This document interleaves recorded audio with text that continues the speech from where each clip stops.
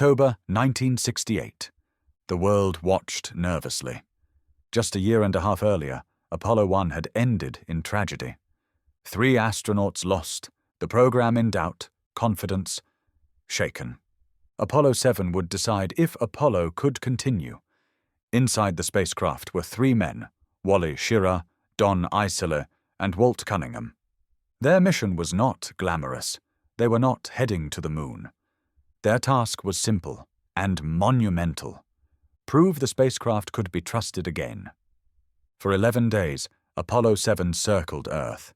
They tested life support, navigation, and docking. They endured fatigue, even head colds in orbit. But when Apollo 7 splashed down, it brought back something more than data. It brought back confidence. Without Apollo 7, there could have been no Apollo 8.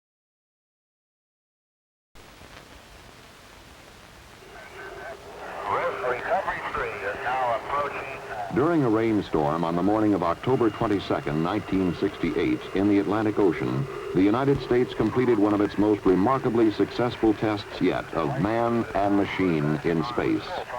But this was only the ending.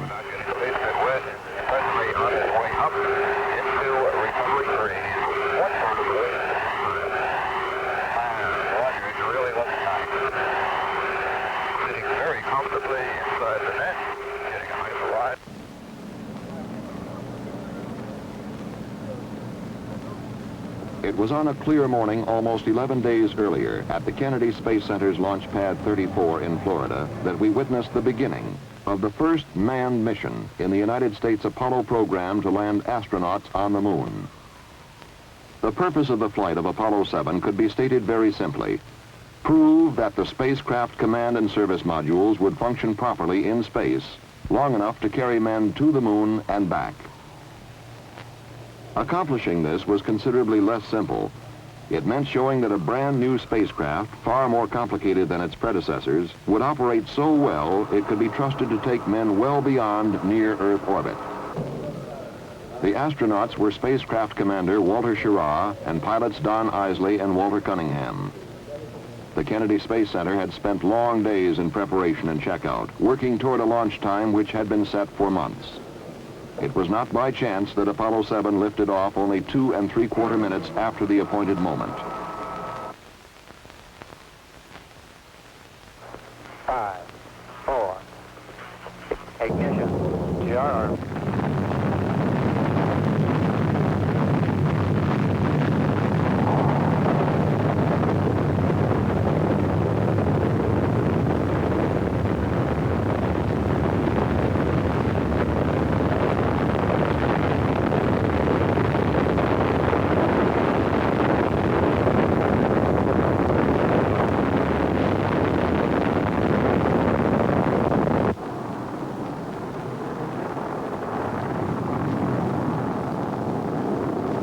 The Marshall Space Flight Center had spent years directing development and testing of the Saturn 1B launch vehicle, and it was not by chance that Apollo 7 was placed almost exactly on its planned trajectory into orbit about the Earth. Your Godspeed, Apollo 7. Thrust is okay. Roger thrust. Roll. Roger, roll. Very early in the flight, the general pattern of go for Apollo 7 was established in a conversation between the spacecraft and mission control at the Manned Spacecraft Center in Houston, Texas. Right on the old button. Very good. Flight booster. Go. We appear we may be slightly marginal on rocks. We'll keep it. Okay, stand by. Cut off. J2 cut off. Beautiful. Fido. Flight Fido, we're go. Go across the board. CMC looks good, flight. 25,553. H dot is minus 4 balls 1. Roger, copy. Apollo 7, we have you go for orbit. You're go for orbit. Apollo 7 was also go for an exhaustive series of tests of its worthiness in space. One of the first things which had to be learned was whether the astronauts could control the spacecraft combined with the S-4B Saturn stage. A very similar thing would have to be done during the early phases of a lunar mission. The answer was not long in coming. 3, 2, 1, mark. LV test complete. Beautiful. That was outstanding. Real fine, outstanding. Next, the spacecraft and S-4B stage were separated. The question now was whether the astronauts could turn their spacecraft around and control it to the degree required for future physical link-ups with equipment in space. For this, too, would have to be done in the lunar flight. And again, the answer was yes. Was it little flashes like Gemini? Something that will not be seen in the lunar flight or in any other forthcoming Apollo mission were the panels at the top of the S-4B stage. They will simply be jettisoned in the future, but they drew comment in Apollo 7. Clean. And the slot panel at the top, left, and bottom opened at I would guess to be about a 45-degree angle, and the slot panel on the right is just opened, maybe 30 degrees at the very best. Roger. Looks like you're looking at a four-jawed angry alligator. Apollo 7 escorted its spent S-4B stage through space for perhaps 30 minutes, then departed. That's a bigger one, Tom. Rated now? Yes. Yeah. It's absolutely beautiful here. The following day, Apollo 7 burned its spacecraft propulsion system for the first 2 times in the mission and returned to its four-jawed alligator, which was now angrier than ever. And Apollo 7, Houston, how close are you now? We're close to about 70 feet. It's tumbling rather wildly, so we're trying to stay away from it. Roger, understand. Bring your copy, Jet, go. Okay, separation. In this maneuver, Apollo 7 had accomplished the first rendezvous of the program, and in so doing had proven capable of meeting still another requirement for lunar flight. 1618 plus 1221. Then, as we were to see in some of the most dramatic film ever returned from space, the crew would settle down to a weightless life in a spacecraft with 4 times more room than Gemini.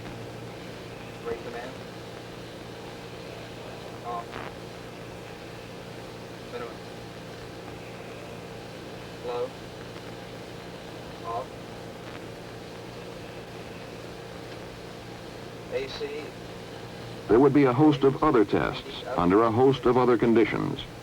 The equipment and systems required to sustain men's lives, to guide and control and propel the spaceship, to provide electric power, to communicate with those on Earth, would time and again prove their mettle.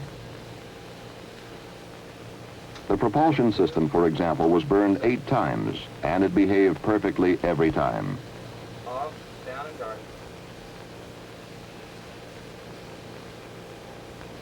Auto.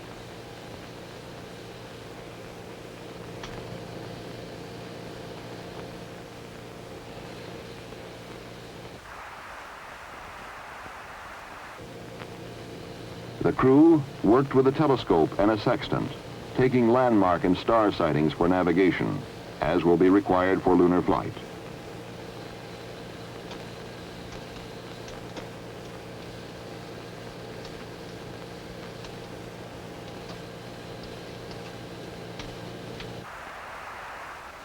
And they discovered on occasion that water particles which had been dumped overboard could be confused with stars. Care will have to be taken to avoid this confusion on future flights.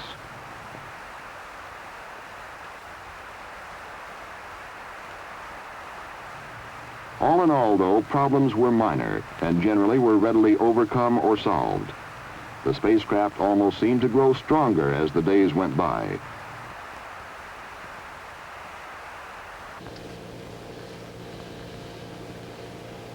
But Apollo 7 was as much a test of man as of machine, and human errors were not taken lightly. Apollo 7, Houston, we acknowledge the error on the ground here. Okay, I'd like to have the ground get to work and look at the sleep rest cycles. The error had led to an interruption of a sleep period for the astronauts, who were understandably irritated after days of hard work. It was imperative that this situation be remedied. I want the rest of these work crews worked out there. Apparently you can move up burn 3. How about giving us a chance to get some sleep? Apollo 7, Houston, understand. There were also those problems to which man is susceptible but cannot control. like the common cold. Oh, very good. I got a couple small items for you. Wally took a couple ounces of Actifed. Walt took one Actifed only. He feels fine. He just got a little stuffy headphones. And I put some nose grease in mine because my nostrils are a little dry. Besides, it smells good.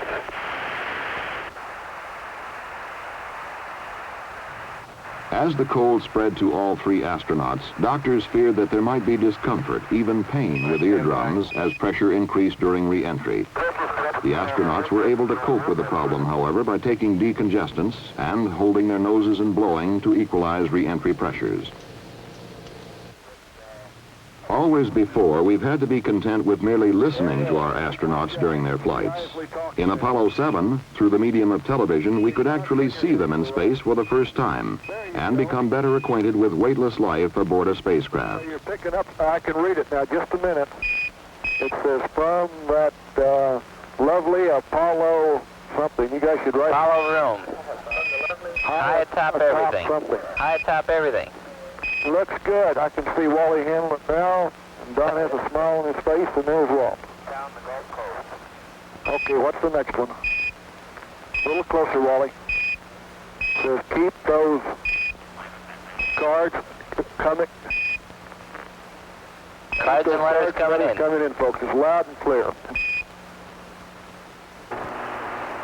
Roger. Good morning to everyone in television land. You're looking at the right-hand portion of the main display console. In the upper left-hand portion of your view, you would see the instrument that has to do with the cryogenics that are used to power the fuel cells and provide breathing oxygen to the spacecraft. And that's 310. As the flight of Apollo 7 proceeded day by day, confidence in men and equipment grew. The astronauts became accustomed to their home high atop everything. They had a chance to evaluate it as a place to live and work in space. Set. Set.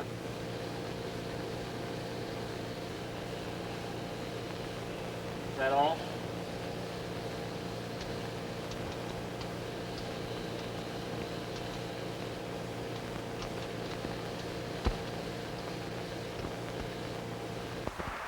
There was a chance to photograph Hurricane Gladys, which raked across Florida and headed out into the Atlantic. There was a chance to photograph areas of the Earth not previously pictured from space. For example, the coast of Chile and the Andes mountain range.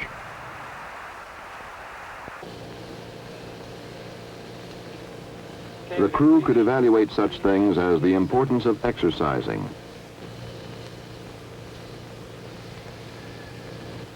the quality of sleeping arrangements, the palatability of food, seemingly small items, but things of essential importance in a lunar mission. They even recorded the preparation of a drink for a meal.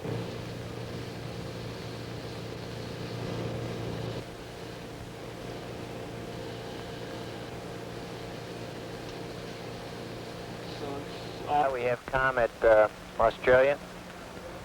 By the time Apollo 7 entered its 11th day in space, it had exceeded the time required for a flight to the moon and back.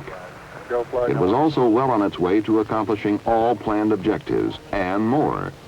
Apollo 7 was called 101% successful. On the morning of October 22nd, 1968, Apollo 7 began its final revolution, the 163rd.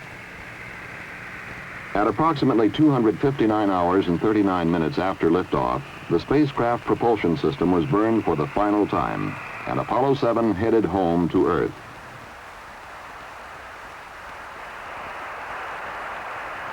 From motion picture film recorded during an earlier unmanned Apollo mission, we get some idea what the trip back through the atmosphere was like.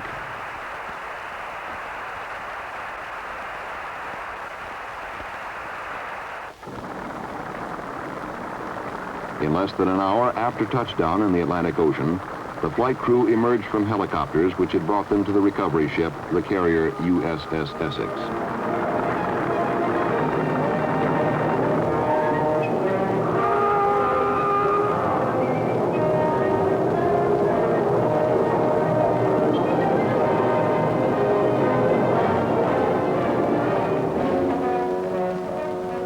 And the next manned Apollo flight can be undertaken with confidence that our brand new spacecraft is, as Commander Walter Schirra reported, a magnificent flying machine.